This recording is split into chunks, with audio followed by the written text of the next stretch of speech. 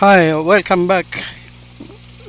In this video, continuation of our FMC tutorial for part 3. Let's take a look.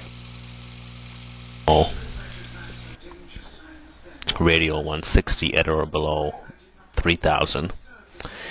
Then turn left heading 235 for vectors to LAX. So let's go ahead and get started by putting this information in. I'm going to go over into our legs page. And the first waypoint that I'm going to put in is LAX, just so the flight management computer knows where that is, even though that's not technically where we're going to be going first. Let's just go ahead and put that in. LAX. And stick that in here, and it's going to ask us if we want to activate it. Go ahead, you can activate the flight plan, hit execute, and if we look at our navigation display here, sure enough, our first waypoint is entered, and there it is. It's very short. Unfortunately, we're going to be heading at a heading of 250, which isn't exactly going to put us in line. You'll see what I mean in a second. Let me just change the heading indicator to 250.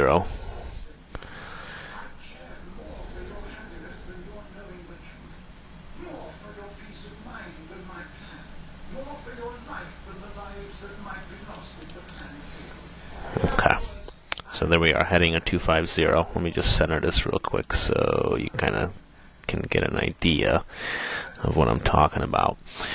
So obviously we're going to be departing this way, and then we're going to be looping around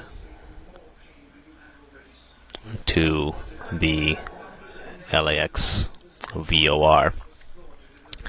But one thing that the plate is telling us is that we need to cross SMO R160, the radial 160 at or below 3000. And if you look at the plate, you'll see that here is the SMO. Actually, it's located right here. We're not going to be flying in that direction. We're going to be going this way, but we need to cross this radial at or below 3000. So just so we can have a reference point, let's go ahead and bring up the FMC again and go into the fix page. And what the fix page allows me to do is, this is actually a very powerful planning tool. It allows me to put information into the FMC just for visual reference only. So if I type in SMO, oops, it would help if I type it correctly, SMO. Okay, and if I put that into the fix, whoa, what happened here? Well, what the flight management computer is telling me is that there's at least 3 intersections that follow the same name. The one that you want is always the first one. It's pretty much always the one that's logical. So we're going to select the first one, and we're looking at a radial of 160 according to our departure plate. So we'll type in 160. We'll go ahead and put this in, and if you notice what it did, it gave us a nice little reference point right here. Okay, this is for visualization only. This is actually nothing to do with the route that we're actually going to be flying. This is just for you to see. So we're going to be, departing this way, and at this point we need to be at or below 3000, and then obviously we're going to be vectored back into the LAX VOR. So let's go ahead and continue the programming of our flight management computer. Let's go back to the legs page. We have LAX entered in. What's our next point? Well, our next one looks like is going to be KEGS, KEGGS. So let's go ahead and enter that into the flight management computer. KEGGS. Okay, and that's entered in.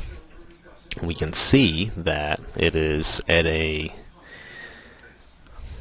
heading of 042, and the distance from LAX to KEGS is 8 nautical miles, and we can confirm that by our plate.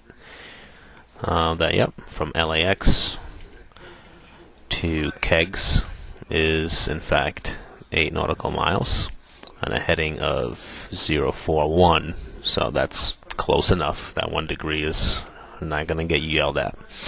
Our next waypoint is COOP, so let's go ahead and put that in. Let me just type in COOPP. Okay, a heading of 042, 12 miles away. And let's just confirm that. Does that make sense? Yep, sure enough, 12 miles. And then our next waypoint is Daggett, which we already know because that's in our flight plan. So DAG, and there we are. Now, does that make sense to us? Well, let's just go ahead and execute this and close out the FMC and bring out our display. I'm going to teach you a little trick here. Let me just move this over. If you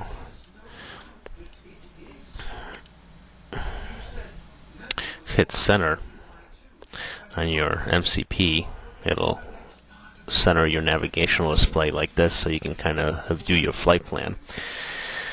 The one error that you're going to notice is, unfortunately, the FMC is assuming that we're going to be going this way, but we're not. We're actually going to be going this way, turning back to LAX, and then going directly to KEGS. That's fine. We're going to leave it this way, and the reason I am is because this part of the flight we're going to be doing ourselves.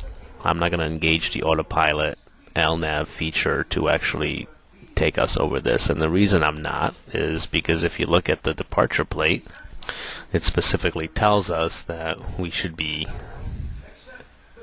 expecting vectors to LAX, so we don't want the autopilot to be flying us to LAX. ATC is going to vector us over to LAX, and then from there we can take over.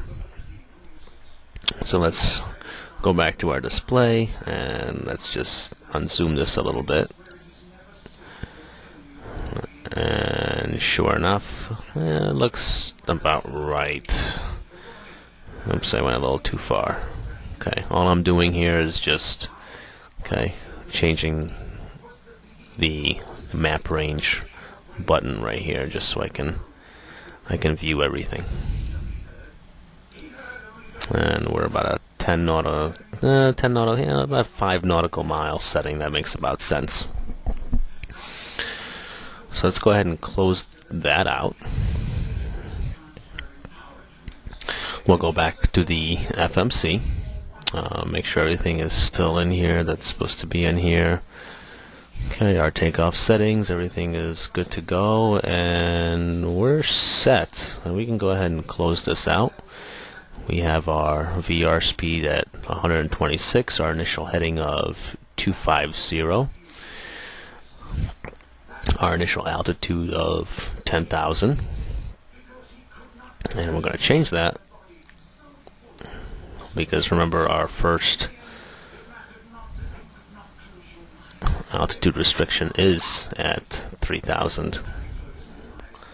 By this point right here, we want to be at about 3,000. So I'm just going to set that to 3,000, and then air traffic control will go ahead and vector us to LAX, and they're going to tell us what our new altitude is going to be. So let me close this out, and for the most part, we're ready to go. We just need to turn on our auto throttle. We need to turn on our flight director. Let's go ahead and set the flaps to 15. Your engines should be running by this point in time. Make sure you reset your barometer.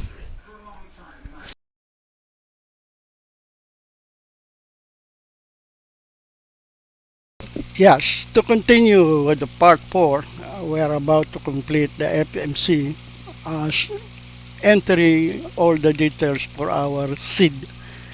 See you on the next video.